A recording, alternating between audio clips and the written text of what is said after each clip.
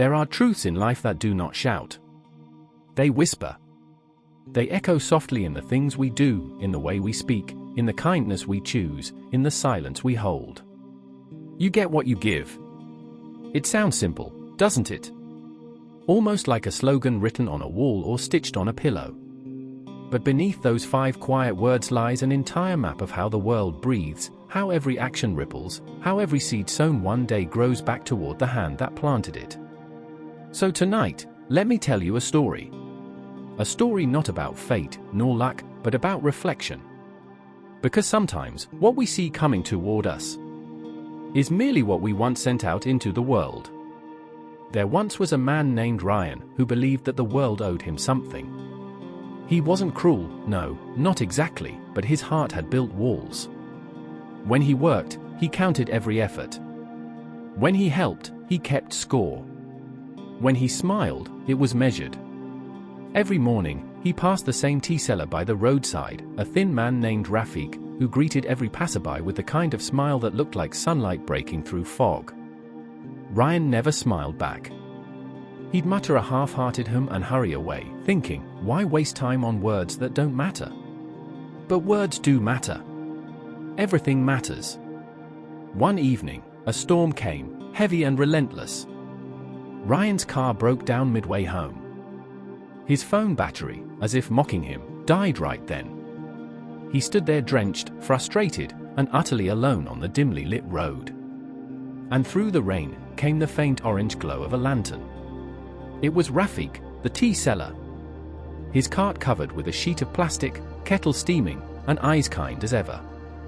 Without hesitation, Rafik waved him over. Come, Sahib.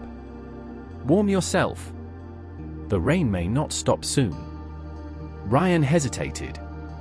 His pride wanted him to decline, but the warmth, the smell of cardamom tea, the sight of human kindness, melted something small within him. Rafik handed him a cup. No charge, just warmth. I always keep an extra cup, Rafik smiled, for whoever might need it. That night, sitting on a wooden crate, drenched and humbled, Ryan felt something shift. For the first time, he saw that the world wasn't giving him nothing, he was giving nothing to the world.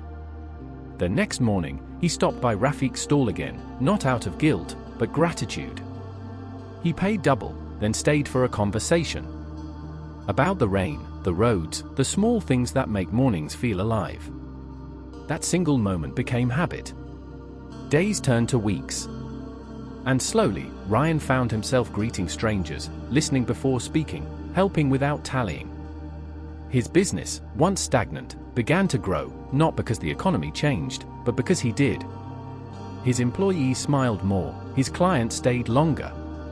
The very energy he gave out seemed to loop back to him, multiplied. Months later, Ryan found himself standing outside his own new cafe, a bright, fragrant, filled with people and laughter. And in the corner, serving chai with that same unwavering smile, was Rafik, now his partner. The universe had come full circle. And as Ryan watched the morning crowd chatter and sip, he whispered to himself, "You truly get what you give." And for the first time in years, the smile on his face wasn't practiced. It was earned. The story of Ryan and Rafik isn't just about kindness repaid, it's about energy, reciprocity, and the unseen mathematics of the heart. We often move through life believing we're alone in what we give, that effort vanishes into the void, that no one notices the small good we do. But life always notices. When we give warmth, we find warmth. When we give patience, we receive peace. And when we give nothing, we often end up with the same. Perhaps the world isn't a mirror after all. Perhaps we are. So, the next time you wonder why the world feels cold, maybe ask, what warmth have I shared? And the next time someone smiles your way, smile back. Because in the grand design of life, the simplest truth still holds. You get what you give.